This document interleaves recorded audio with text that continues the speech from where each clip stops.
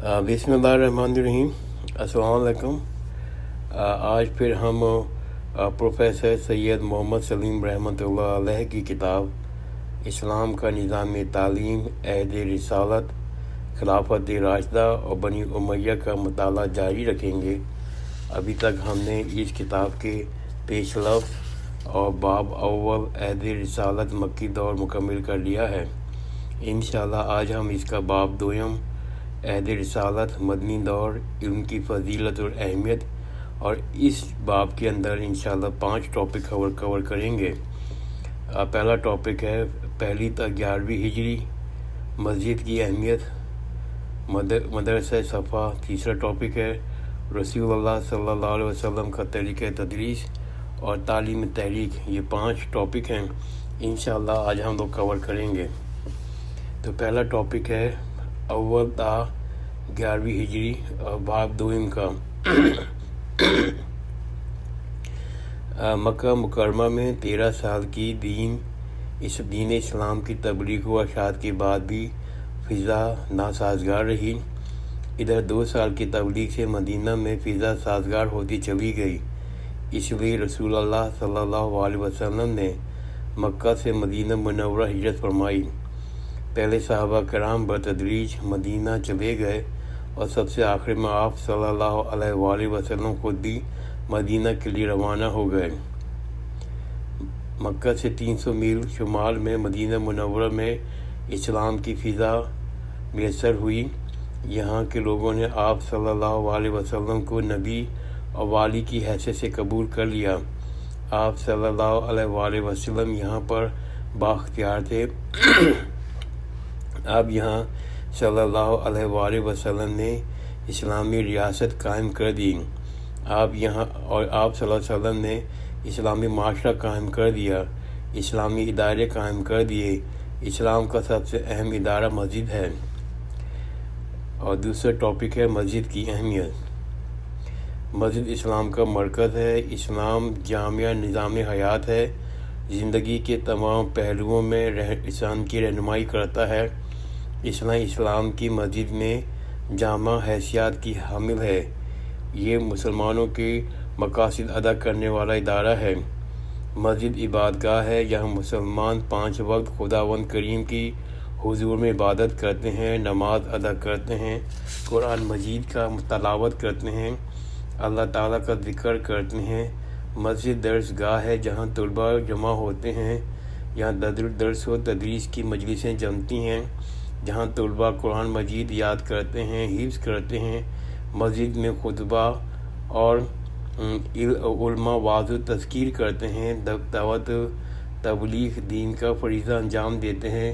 मस्जिद में फ़ुक़हा दीन के अहकाम बयान करते हैं, लोगों को दीन के अहकाम समझाते हैं, फतवे देते हैं। कदीम ज़माने में सरकारी अमूर भी मस्जिद में सरअंजाम पाते थे। मस्जिद इस्लामी हुकूमत का दफ्तर थी। मस्जिद में काजी लोगों के बाहमी तनाज़ात के फ़ैसले करते थे, लोगों के झगड़े चुकाते थे। यहाँ से फ़ौजी दस्ते मुख्तलिफ़ जहाज़ में मुख्तलिफ़ अतराफ़ में जाते थे। मुख्तलिफ़ इलाक़ों में आमद व वफ़ूद से खलीफत वक्त मस्जिद में मुलाकात करते थे। मस्जिद बैतुल माल की सूबों में आमादा अखराज उशर सदक़ात की रकूम यहाँ जमा की जाती थीं, फिर यहाँ से मुस्तहक़ीन को तक़सीम की जाती थी। मस्जिद दारुल ज़ुयूफ़ मेहमान खाना थी, जहाँ मेहमान क़याम करते थे, जहाँ आम मुसाफिर आके ठहरते थे। मस्जिद तफरीह का मुकाम थी। एक मरतबा रसूल अल्लाह सल्लल्लाहु अलैहि वसल्लम ने हबशी नौजवानों को इजाज़त दी और उन्होंने मस्जिद नबवी में अपने खेल और करतब का मुज़ाहरा किया था। मस्जिद हर किस्म की हुकूमती, माशरती और सकाफ़ती अमूर यहाँ सरअंजाम पाते थे। इसकी वजह से इस सरगर्मियों का ताल्लुक़ अल्लाह ताला की याद से वाबस्ता रहता था। खौफ खुदा और दयानतदारी के जज्बात बेदार रहते थे। रज़ा इलाही और बेलौसी के जज्बात परवान चढ़ते थे। इसलिए मदीना मुनव्वरा आके रसूलुल्लाह सल्लल्लाहु अलैहि वसल्लम ने सबसे पहले मस्जिद नबवी तामीर की, इस्लामी सरगर्मियों का मरकज़ तामीर किया। इसकी तामीर में सहाबा किराम के साथ آپ صلی اللہ علیہ وآلہ وسلم نے خود بھی حصہ لیا۔ اور اس کا تیسرا ٹاپک ہے مدرسہ صفا۔ مسجد نبوی کی تعمیر کے ساتھ بائیں جانب ایک چبوترا صفا تعمیر کیا گیا۔ یہ اسلام کا باقاعدہ مدرسہ تھا۔ یہ اقامتی مدرسہ تھا۔ باہر سے آمدہ مہمانوں کا قیام اس جگہ ہوتا تھا۔ بیشتر یہ لوگ دین سیکھنے کے لیے یہاں آتے تھے۔ چند روز یا چند ماہ قیام کرنے کے بعد اپنے قبیلوں میں واپس چلے جاتے تھے۔ تعداد کم و بیش ہوتی رہتی تھی۔ خوراک مسلمان معاشرے کا ذمہ تھی۔ اس وقت سارے مسلمان مشکلات سے دوچار تھے، تنگ حالات سے گزر رہے تھے، اس لیے خوراک اور رہائش میں بڑی تنگی تھی۔ حضرت ابو ہریرہ جو اس مدرسے کے طالب علم رہ چکے تھے، وہ بیان کرتے ہیں کہ میں نے صفا کے طالب علموں میں 70 اسباب کو دیکھا ہے۔ کوئی ایسا نہیں تھا جس کے پاس پورا لباس ہو۔ ایک چادر ہوتی تھی جس کو گردن میں گرہاں دے کر باندھ لیتے تھے۔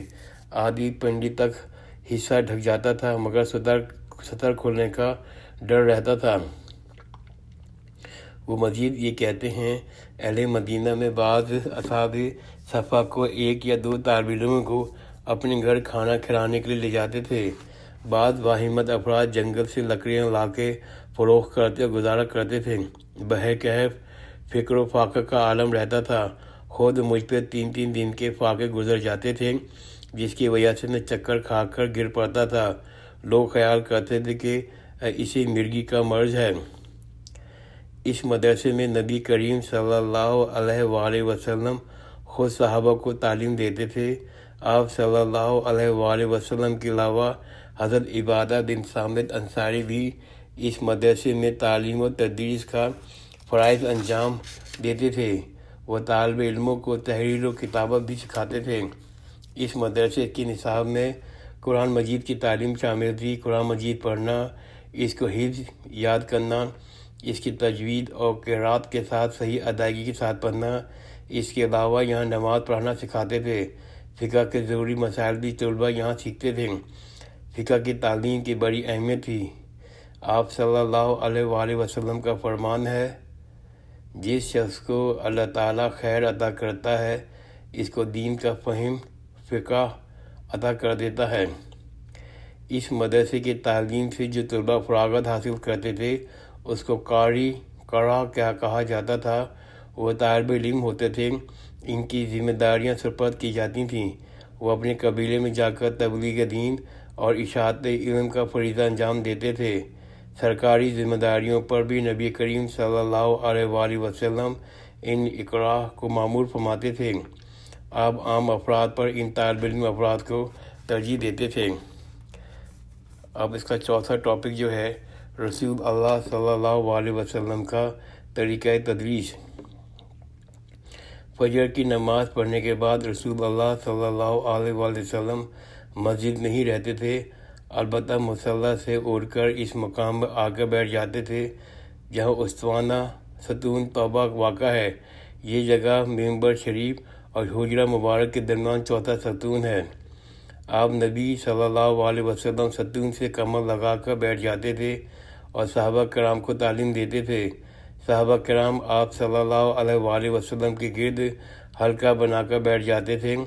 اگر تعداد زیادہ ہوتی تھی تو متوازی حلقے بنائے جاتے تھے۔ حضرت ابو موسیٰ اشعری فرماتے ہیں، نماز فجر کے بعد ہم رسول اللہ صلی اللہ علیہ وسلم کی طرف متوجہ ہو کے بیٹھ جاتے تھے۔ ہم میں سے کوئی شخص قرآن مجید کے متعلق سوال کرتا تھا، کوئی فرائض وراثت کے مسائل دریافت کرتا تھا، کوئی خواب کی تعبیر دریافت کرتا تھا۔ یہ ایک آزاد طریقہ تعلیم تھا۔ دین سے متعلق ہر شخص کو بات وہاں دریافت کی جاتی تھی۔ آپ صلی اللہ علیہ وسلم سائل کو سمجھاتے تھے اور اس کا تشفی فرماتے تھے۔ اس درس میں شرکت کی نیت سے صحابہ کرام کی اکثریت فجر کی فجر نماز مسجد نبوی میں ادا کرتی تھی۔ اس درس میں شرکت ہوتی تھی۔ مجبوری کی وجہ سے جو صحابہ کرام مجلس میں شرکت نہیں ہو پاتے تھے، وہ حاضر باش صحابہ سے آپ کی گفتگو سن لیتے تھے اور باخبر ہو جاتے تھے۔ بعض صحابہ کرام نے باہمی اتفاق کر لیا تھا ایک روز ایک صحابی جاتے اور وہ اپنے دوست کو باخبر کرتے، دوسرے روز دوسرے صحابی جاتے، وہ آ کر اپنے دوست کو باخبر کرتے۔ اس طرح تعلیم سے ان کا ناغہ نہیں ہوتا تھا۔ اور 5واں ٹاپک ہے تعلیمی تحریک۔ تعلیمی تحریک۔ مدینہ نبوی آنے کے بعد نبی کریم صلی اللہ علیہ وسلم نے اشاعت علم کے لیے ایک عالیشان تحریک جاری فرمائی۔ جدید دور کی تعلیمی اسکیموں میں سب سے زیادہ زور مادی اسباب و وسائل کی فراہمی پہ ہوتا ہے، تعمیر عمارت پر، فرنیچر کی فراہمی پر وغیرہ وغیرہ۔ اس کے برخلاف آپ کی تحریک کا سارا زور آمادگی قلب و نظر پہ تھا، خالص نیت اور اجر آخرت پر تھا۔ جذبہ دل بیدار ہو جاتا تو ضروری مادی اسباب بھی فراہم ہو جاتے تھے۔ اس لیے اس تحریک میں آپ صلی اللہ علیہ وسلم نے سارا زور دل و دماغ کو آمادہ کرنے میں اور ذہنی فضا تیار کرنے میں صرف کیا۔ مختلف انداز سے ترغیب دی گئی، مختلف انداز سے تعلیم و تربیت کی فضیلت بیان کی گئی، طلباء کو اور اساتذہ کو آخرت میں اجر و ثواب کی بشارتیں سنائیں، تعلیم اور تعلم کو رضا الہی کا حصول بتایا گیا، خوشنودی حق تعالیٰ کی ذریعے بتایا۔ اس لیے طلباء کے اندر بھی اور اساتذہ کے اندر بھی خاص قسم کی بے غرضانہ آمادگی ظاہر پیدا کر دی۔ تعلیمی تحریک کے جس قدر اجزاء ہوتے ہیں، آپ صلی اللہ علیہ وسلم نے ان سب کو اجر و ثواب کی بشارتیں سنائیں۔ میں آج اپنا لیکچر کو ختم کرتا ہوں، آج اپنے مطالعے کو ختم کرتا ہوں۔ انشاءاللہ کل میں اس کے 5 اور ٹاپک کور کروں گا، جن میں ہے مسجد، مدرسے کی فضیلت، علم کی فضیلت، اور تیسرا ٹاپک جو انشاءاللہ کل کور کروں گا میں طالب علم کی ترغیب اور اساتذہ کی ترغیب۔ جزاک اللہ خیرن، خدا حافظ۔